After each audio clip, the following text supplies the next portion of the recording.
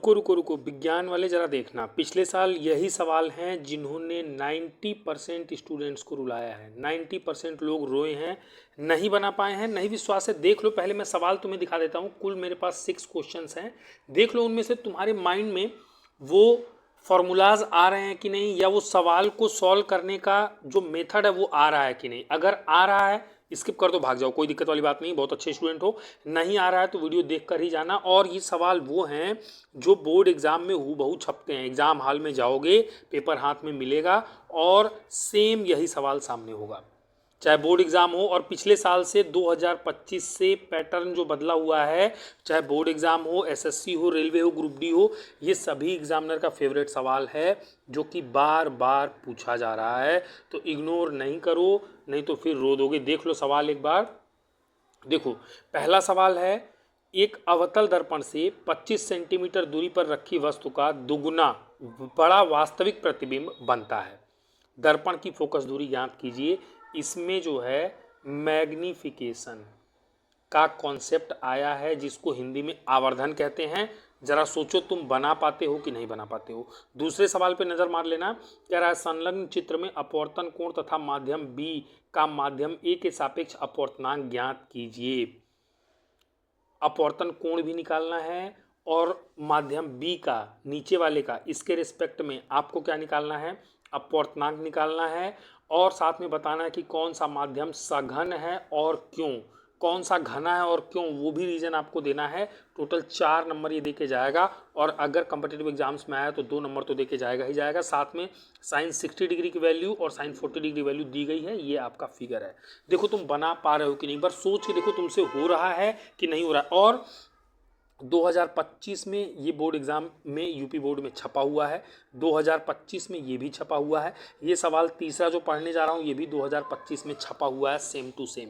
क्या है कि एक निकट दृष्टि दोष वाला व्यक्ति 20 सेंटीमीटर दूरी पर स्थित पुस्तक को स्पष्ट पढ़ सकता है। अब पुस्तक को 25 सेंटीमीटर दूर रखकर पढ़ने के लिए कैसा और कितनी फोकस दूरी का लेंस अपने चश्मे में प्रयोग करना पड़ेगा। निकट दृष्टि दोष है इसको, तो दृष्टि दोष यानी कि जो दृष्टि दोष आई वाला चैप्टर है वहाँ से ये सवाल है। बताओ तुम बनाओगे कि नहीं। अभी इसके अलावा 3 सवाल और हैं। चौथा सवाल क्या है कि +20 डायोप्टर क्षमता के लेंस की फोकस दूरी आपको ज्ञात करनी है। ये भी आपको 2025 में बिल्कुल पूछा हुआ है।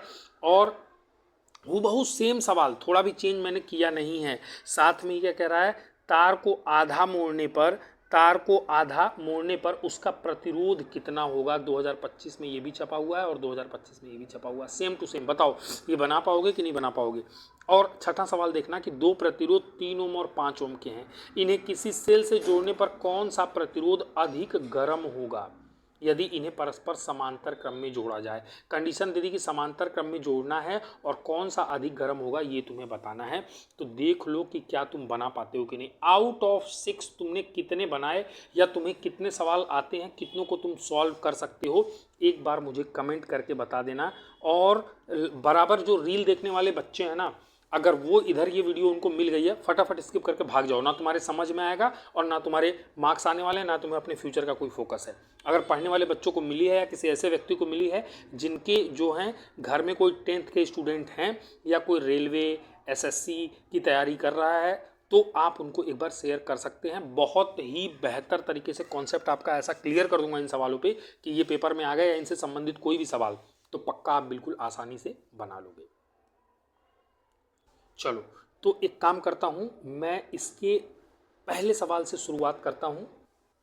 आइए फिर पहले सवाल से शुरू करते हैं। आपका कॉन्सेप्ट अगर ना क्लियर हो या अगर आपको ये सवाल बिल्कुल दिमाग में ना समझ में घुस जाए, दिमाग में ना घुस जाए, तो कहना मेरे से। बिल्कुल एग्जैक्टली ऐसा पॉइंट आपको बताऊंगा कि आपकी सारी चीज़ें क्लियर हो जाएंगी। ठीक है, जैसे इस सवाल को देखो, पढ़ते ही मैं क्या कर रहा हूँ, एक अवतल दर्पण से 25 सेंटीमीटर दूरी पर रखी वस्तु, यानी वस्तु की दूरी को तो यू से दिखाते हैं, तो u बराबर मुझे पता चल गया कितना है, 25 सेंटीमीटर है। लेकिन साथ में ये आपको पता होना चाहिए कि दर्पण में, लेंस में साइन कन्वेंशन बहुत इंपॉर्टेंट है, और u जो है वो हमेशा निगेटिव होता है, हमेशा माइनस साइन के साथ आता है, ऑलवेज। तो u बराबर मैंने रख दिया -25 सेंटीमीटर। आगे पढ़ता हूँ, का दोगुना बड़ा वास्तविक प्रतिबिंब। दोगुना का मतलब है मैग्निफिकेशन, और वो भी कितना, 2। दोगुना बड़ा यानी कि मैग्निफिकेशन कितना हो गया, 2 होगा, 2 हो गया। और वास्तविक प्रतिबिंब है ना, तो वास्तविक प्रतिबिंब के लिए मैग्निफिकेशन जो वो निगेटिव होता है, तो इसके पहले भी एक माइनस साइन आपको लगाना पड़ेगा। याद रखो, मैग्निफिकेशन जो है, जब प्रतिबिंब कैसा होगा, वास्तविक होगा, तो मैग्निफिकेशन निगेटिव होता है, और जब प्रतिबिंब कैसा होगा, आभासी होगा, आभासी, तो मैग्निफिकेशन कैसा होगा आपका, पॉजिटिव होगा। तो इसलिए मैंने यहाँ पर तुरंत वास्तविक प्रतिबिंब बोला तो माइनस लगाया, और दोगुना बड़ा है तो m बराबर मैंने 2 लिख दिया। अब मुझसे क्या कह रहा है, दर्पण की फोकस दूरी ज्ञात कीजिए। अब फोकस दूरी ज्ञात करने के लिए आप सभी को पता है कि अगर दर्पण की बात हो रही है तो 1/f is equals to 1/v plus 1/u। इसी फॉर्मूले से आप निकाल सकते हैं। समस्या ये है कि केवल u पता है, हमें v नहीं पता है, तो हम मैग्निफिकेशन वाले फॉर्मूले का इस्तेमाल करेंगे। मैग्निफिकेशन बराबर m बराबर क्या होता है, m बराबर v/u होता है। अब इसमें साइन कन्वेंशन का यूज करके ही चीज़ों को रखना है। तो m देखो ना, -2 है, बराबर v/u, यानी कि v मुझे निकालना है, और u -25 है। तो मैं इसके बटे 1 करके क्रॉस मल्टीप्लाई कर लूँगा, तो v बराबर कितना आ जाएगा, 25 दूनी 50, और माइनस माइनस का गुणा होकर प्लस हो जाएगा, तो 50 सेंटीमीटर मेरा आ जाएगा। v बराबर 50 सेंटीमीटर, जिसकी मुझे ज़रूरत थी f निकालने के लिए, क्योंकि फोकस दूरी निकालनी है। तो यहाँ पे देखो v पॉजिटिव आया है, v कैसा आया है, पॉजिटिव आया है, ठीक है, v कैसा आया है, पॉजिटिव आया है। अब चूंकि इसका वैल्यू रख के, जो यहाँ पर आ गया वही रख के आपको f निकाल लेना है। तो 1/f is equals to 1/v, यानी कि 1/50 प्लस 1/u, u यानी कि -25। तो ये बराबर में हो जाएगा 1/50 माइनस 1/25। ईजी है, इसको तो कोई भी बच्चा सॉल्व कर सकता है।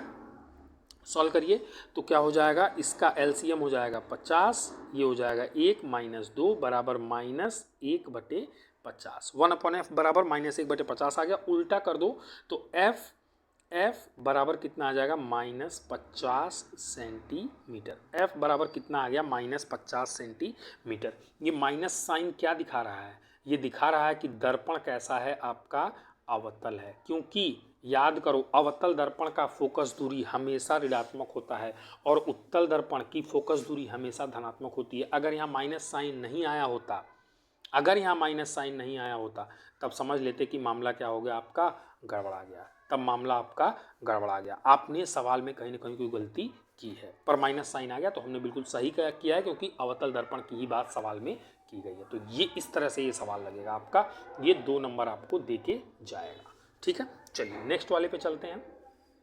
नेक्स्ट आपका क्या है, हाँ ये वाला सवाल है, कह रहा है कि संलग्न चित्र में अपवर्तन कोण तथा माध्यम B का माध्यम A के सापेक्ष अपवर्तनांक ज्ञात कीजिए।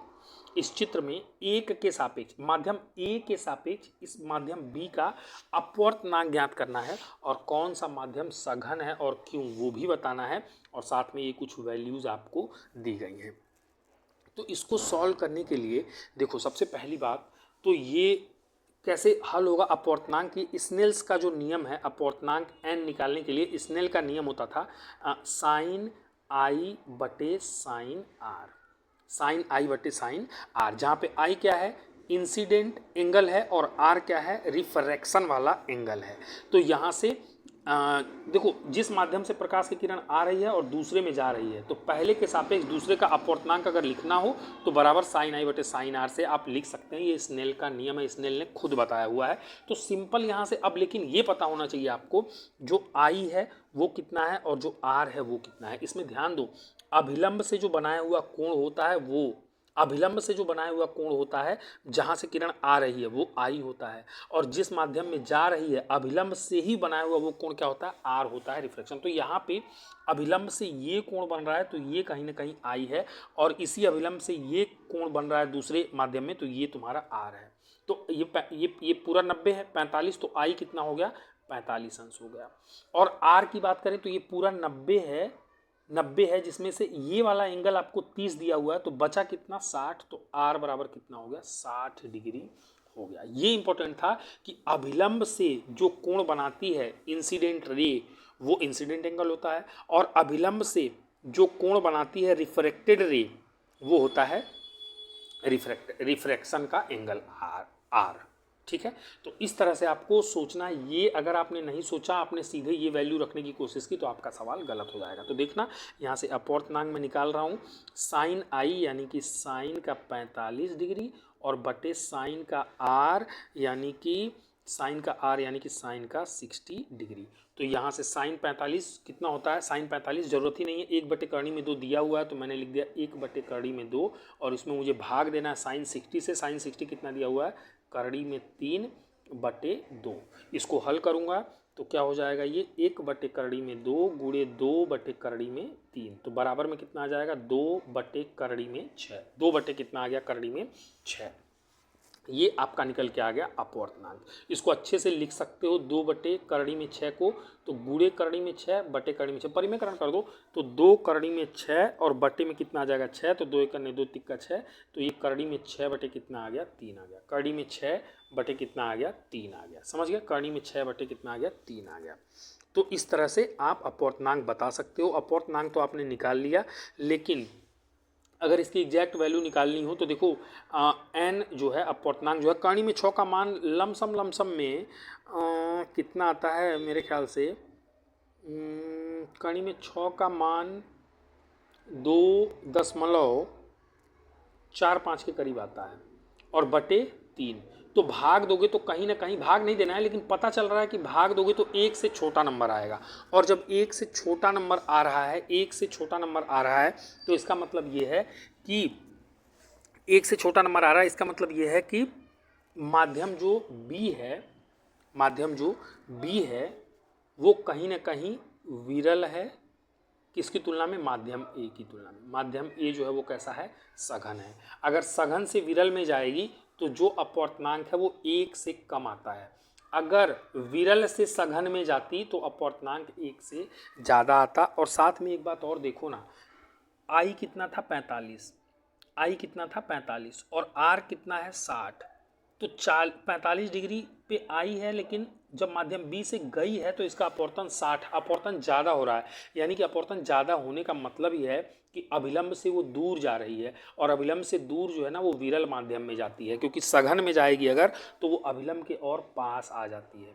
तो माध्यम 1 सघन है और माध्यम 2 विरल है। तो क्यों का जवाब आप लिख सकते हो कि अपवर्तनांक चूंकि 1 से कम है इसलिए माध्यम बी जो है वो विरल माध्यम है और माध्यम ए जो है वो सघन माध्यम है। तो कौन सा माध्यम सघन है, तो ए आपका सघन है। ठीक है, तो इसलिए मैं कह रहा हूँ कि ये मैंने बहुत अच्छे सवाल लेके आए हैं, और हकीकत बता रहा हूँ कि बहुत सारे लोगों ने रो दिया था उस बार साइंस के पेपर में, नहीं आ रहे थे लोगों के नंबर, क्योंकि सवाल ही इतने तगड़े तगड़े हैं। तो इसको आपको भाई ध्यान से देखना पड़ेगा, तभी बात बनेगी, और नहीं तो गई भैंस पानी में, है ना, गई भैंस पानी में।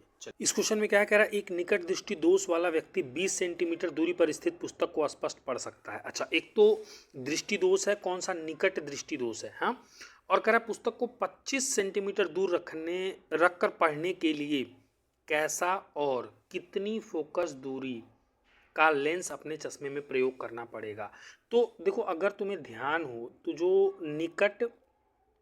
निकट दृष्टि दोष है, निकट दृष्टि दोष से निपटने के लिए अगर आपको पता हो तो अवतल लेंस यूज किया जाता है। ये पहले से आपको पता है। कौन सा लेंस यूज करते हैं, अवतल लेंस का यूज किया जाता है, अवतल लेंस का यूज किया जाता है। तो कौन सा लेंस कह रहा है कि चश्मे में प्रयोग करना पड़ेगा, तो अवतल लेंस। और कितनी फोकस दूरी का अवतल लेंस होना चाहिए, एफ बराबर क्या होना चाहिए वो मैं आपको बता देता हूं। तो देखो जरा ध्यान से कि वस्तु को यानी पुस्तक को 25 सेंटीमीटर दूर रखा गया है, तो यानी कि यू जो है वस्तु कहीं ना कहीं वो कितना हो गया 25 सेंटीमीटर हो गया, 25 सेंटीमीटर हो गया। और u इज ऑलवेज नेगेटिव आपको पता है, तो माइनस साइन आपको लगाना पड़ेगा। और अवतल लेंस जो है वो किसी भी वस्तु का प्रतिबिंब हमेशा कैसा बनाता है, आभासी बनाता है। और चूंकि 20 सेंटीमीटर तक उसको ठीक ठीक दिखाई देता है, तो मुझे क्या करना पड़ेगा, वो इमेज जो है रेटिना पर बनाने के लिए वो 20 सेंटीमीटर की दूरी पर बनाना पड़ेगा। यानी कि भी जो है वो कितना रखना पड़ेगा, 20 सेंटीमीटर रखना पड़ेगा। इसको पता नहीं क्या भूत लग गया है, ये सही से चल नहीं रहा है, पर ठीक है कोई नहीं, एक सेकंड रुको, मैं मैनेज करता हूँ इसको। एक सेकेंड, हाँ जी चलो। तो v कितना है, 20 सेंटीमीटर, और आभासी होगा ना अगर लेंस में तो v भी कैसा हो जाएगा, निगेटिव, क्योंकि अगर ये वास्तविक होता लेंस के दूसरी तरफ बनता तो पॉजिटिव होता, लेकिन आभासी है, लेंस जिधर वस्तु है उधर ही प्रतिबिंब है, तो ये निगेटिव -20 सेंटीमीटर यहाँ से हो जाएगा। तो वही है कि ये कह रहा है कि 20 सेंटीमीटर दूरी पर स्थित पुस्तक को स्पष्ट पढ़ सकता है, यानी कि इमेज मुझे 20 सेंटीमीटर पर बनानी है तभी उसकी रेटिना पे बनेगा, तभी वो पढ़ पाएगा, इसलिए भी है। और वस्तु जो है वो किताब जो है 25 पे रखी गई थी, तो u कितना हो जाएगा, 25 हो जाएगा। यहाँ से साइन कन्वेंशन के साथ मैंने रख दिया। अब लेंस का फॉर्मूला क्या होता है, 1/f is equals to 1/v minus 1/u। अगर मैं गलती नहीं कर रहा हूँ तो लेंस का जो फॉर्मूला है वो यही होता है, आप सभी को पता है, 1/f is equals to 1/v minus 1/u, 1/v minus 1/u is equals to 1/f, यही होता है। ठीक है, इसमें कोई कन्फ्यूज़न नहीं है। दर्पण होता है तो प्लस होता है, लेंस होता है तो माइनस होता है। ओके चलिए, तो अब हमें फोकस दूरी ही निकालनी है, तो 1/f is equals to 1/v यानी कि माइनस का 20 माइनस 1/u यानी कि माइनस का 25 रख दिया। तो इसको और सॉल्व करेंगे तो 1/f इज इक्वल्स टू -1/20 और माइनस माइनस मिलके कितना हो जाएगा, माइनस से माइनस हट के प्लस हो जाएगा, 1/ कितना हो जाएगा, 25 हो जाएगा, बराबर इसका एलसीएम लोगे तो वो कितना आ जाएगा, 100 आ जाएगा। तो 20 × 25 100 -5 प्लस 25 100 चौके 100 4 करने 4 -1/ कितना आ गया, 100। ये क्या था, 1/f था, उल्टा कर दो तो f बराबर कितना आ जाएगा, -100 सेंटीमीटर। तो जो फोकस दूरी है, कितनी फोकस दूरी का लेंस, तो -100 सेंटीमीटर की फोकस दूरी का लेंस यूज़ करना पड़ेगा। और देखो फोकस दूरी जो निगेटिव है वो हमेशा अवतल की होती है, अवतल लेंस की फोकस दूरी हमेशा ऑलवेज कैसी होती है, निगेटिव होती है। तो सवाल सॉल्व होके यहाँ माइनस आया है, इसका मतलब है कि हम लोगों ने सवाल बिल्कुल सही किया है, क्योंकि हमें पहले से पता भी है कि निकट दृष्टि दोष को दूर करने के लिए अवतल लेंस का यूज किया जाता है, उत्तल लेंस की जो फोकस दूरी है वो पॉजिटिव होती है। तो इस तरह से ये आपका आंसर हो जाएगा और इस अप्रोच के साथ आपका सवाल लगेगा। चलिए नेक्स्ट क्वेश्चन पे चलते हैं। 20 डायोप्टर क्षमता के लेंस की फोकस दूरी ज्ञात कीजिए, प्लस 20 डायोप्टर क्षमता के लेंस की फोकस दूरी ज्ञात कीजिए। मैं समझता हूँ कि ये आसान ही मैं समझूंगा, क्योंकि पावर जो है ना, पावर बराबर P बराबर 1/f होता है, और क्षमता पावर जो है वो दिया हुआ है, पावर कितना दिया हुआ है, +20 डायोप्टर दिया हुआ है।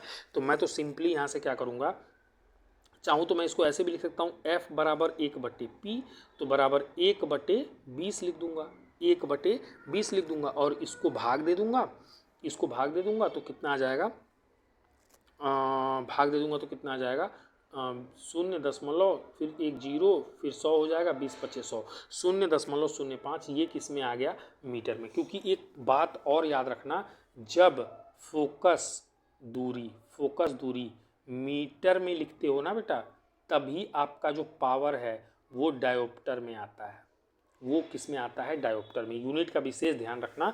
तो f कितना आ जाएगा, 0.05 मीटर आ जाएगा, या अगर चाहो तो 1 मीटर बराबर 100 सेंटीमीटर, 100 से गुणा कर दो तो 5 सेंटीमीटर आ जाएगा। तो फोकस दूरी आपकी यहाँ से निकल के आ गई, ये आपका आंसर हो गया। ये सवाल इजी था, बट इंपॉर्टेंट क्या था इसमें, याद रखना कि जब फोकस दूरी मीटर में होती है तभी पावर जो है वो डायोप्टर में आता है। ठीक है, ये इसलिए मैंने इसको इस स्लाइड में रखा हुआ था। नेक्स्ट क्वेश्चन पे चलते हैं। कह रहा तार को आधा मोड़ने पर उसका प्रतिरोध कितना होगा, तार को आधा मोड़ने पर उसका प्रतिरोध कितना होगा। चलिए भाई इसके भी आपको डिटेल देते हैं। ओके, तार को आधा मोड़ने पर, ठीक है। ओके, देखो जो प्रतिरोध है, अगर आपको पता हो प्रतिरोध, ये कुछ कुछ कारकों पर निर्भर करता है। तो मेरा आपसे सवाल है, आपके लिए एक होमवर्क छोड़ के जा रहा हूँ कि आप ये बताओ कि प्रतिरोध किन किन कारकों पर निर्भर करता है। वो लंबाई पर, अनुप्रस्थ काट के क्षेत्रफल पर, तापमान पर, इन सभी चीज़ों पर निर्भर करता है। लेकिन यहाँ चूंकि आधा मोड़ा गया है तार के लंबाई को छोटा किया गया है, तो मैं आपको बता दूं कि जो प्रतिरोध है वो प्रोपोर्शनल टू L होता है। मतलब कि लंबाई बढ़ाओगे तो प्रतिरोध बढ़ेगा, लंबाई घटाओगे तो प्रतिरोध घटेगा। तो इसको तार जो है वो अगर मान लो L लंबाई का था, इसको मोड़ करके आधा कर दिया, L/2 कर दिया, लंबाई कम कर दी, तो चूंकि L बढ़ाने से प्रतिरोध बढ़ेगा, L घटाने से प्रतिरोध घटेगा। तो जो नया प्रतिरोध होगा उस आधे तार का वो कितना होगा, आर का आधा हो जाएगा, आर बट्टे 2 हो जाएगा। यही आपका सिंपल सा आंसर है। ये झटके में 2 नंबर दे करके चला जाएगा आपको, ठीक है। आई होप आपको समझ में आ रहा होगा। एक और सवाल है लास्ट इस स्लाइड का, वो सबसे बेहतरीन सवाल है, ज़रा देखिएगा। इस पर भी आते हैं। ये भी सवाल बहुत बढ़िया है। कह रहा है 2 प्रतिरोध 3 और 5 ओम के हैं, इन्हें किसी सेल से जोड़ने पर कौन सा प्रतिरोध अधिक गर्म होगा। बात आ गई यहाँ पर हीट की। यदि इन्हें परस्पर समांतर क्रम में जोड़ा जाए तो मैं काम ही कर देता हूँ, एक प्रतिरोध और ये एक प्रतिरोध, ये जो है 2 प्रतिरोध, ये कौन से क्रम में है, समांतर में दिख रहा है। एक 3 ओम का है और एक कितने ओम का है, 5 ओम का है। और इसको मैंने क्या किया, एक बैटरी से यहाँ से जोड़ दिया। कहानी तो यही कहना चाह रहा है ये। और लेकिन ये कह रहा है कि इन्हें जोड़ने पर कौन सा प्रतिरोध अधिक गर्म होगा। तो एक बात देखो, बात समझना, जब समांतर क्रम में 2 प्रतिरोध होते हैं ना, तो इनका जो वोल्टेज होता है, इनका जो वोल्टेज होता है, या फिर कह सकते हो हिंदी में जो इनका विभव होता है, विभव, वो एक समान होता है। वो कैसा होता है, समान होता है, बैटरी के विभव के बराबर होगा। जिस पोटेंशियल पे बैटरी होगी उसी पे ये होगा, उसी पे ये होगा। तो इन दोनों का भी जो है, इसके लिए भी भी है और इसके लिए भी क्या है, भी है। हालांकि इसमें करंट अलग जाएगी। मान लिया कि इसमें करंट I1 जा रही है और इसमें करंट अलग जाएगी। मान लिया कि करंट I2 जा रही है, अलग अलग करंट फ्लो होगी दोनों में, बट हाँ वोल्टेज इनका बिल्कुल सेम होगा। तो वो अधिक गर्म की बात कर रहा है, हीट की बात कर रहा है। तो हीट का ये फॉर्मूला लगाओ ना, V²T/R। अरे भाई H बराबर क्या होता है, I²RT होता है। अब V बराबर IR अगर लगाओगे तो I बराबर V/R लिख सकते हो, तो V²/R² into R into T लिख सकते हो। एक R से एक R उड़ा दोगे तो V²T/R ही तो बचेगा। मैंने इस वाले फॉर्मूले में कन्वर्जन इसलिए किया क्योंकि ये फॉर्मूला मैं नहीं लगा सकता टेम्परेचर को चेक करने के लिए, क्योंकि I जो है वो दोनों में अलग अलग फ्लो हो रही है। इसमें अलग बहेगी, इसमें अलग बहेगी, इसमें से जो धारा आएगी 2 भाग में बढ़ जाएगी, किसी में कम किसी में ज़्यादा। तो इसलिए मैं तो ऐसा फॉर्मूला उठाऊंगा जिसमें चीज़ें बदले ना और मैं तुलना कर पाऊँ आसानी से। तो इसमें देखो, पहले और दूसरे वाले के लिए V जो है वो समान हो गया। तो हीट की अगर हम बात करें तो दोनों के लिए V समान है। दोनों को सेम टाइम तक बैटरी से जोड़ के रखा है पैरेलल में एक साथ, दोनों के लिए समय भी सेम हो गया। अब एक चीज़ बची R, और R देखो बटे में आ रही है। तो यानी कि इससे ये मुझे पता चल रहा है कि जो हीट है वो प्रोपोर्शनल हो गई 1/R के। कहने का तात्पर्य है, या फिर ये कह लो कि इन्वर्सली प्रोपोर्शनल हो गई R के। मतलब कि प्रतिरोध बेटा बढ़ेगा तो हीट जो है वो घटेगी, अब प्रतिरोध घटेगा तो हीट जो है वो बेटा वो क्या होगी, वो बढ़ जाएगी। तो अब देख लो हमसे क्या पूछा है कि कौन सा प्रतिरोध अधिक गर्म होगा। हीट मुझे ज़्यादा चाहिए, हीट अगर मुझे ज़्यादा चाहिए तो प्रतिरोध मुझे कम करना पड़ेगा। तो इन दोनों में से कम किसका है, 3 ओम का है। तो कौन सा वाला ज़्यादा गर्म होगा, कौन सा वाला ज़्यादा गर्म होगा, तो आप कहोगे कि 3 ओम वाला जो प्रतिरोध है वह प्रतिरोध अधिक गर्म होगा, उसमें अधिक ऊष्मा निकलेगी।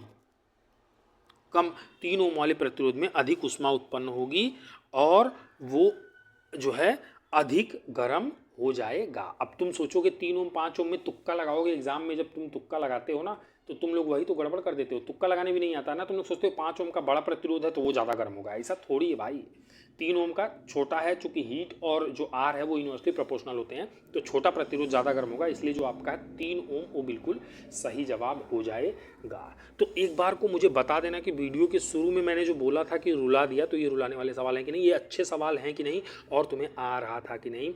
अभी तक वीडियो में बने हो शेयर जरूर करना, आई रिपीट शेयर जरूर करना। वीडियो चल जाती है, मज़ा आता है फिर पढ़ाने में, ठीक है। चलो अभी के लिए इतना ही रखते हैं। Thank you for watching.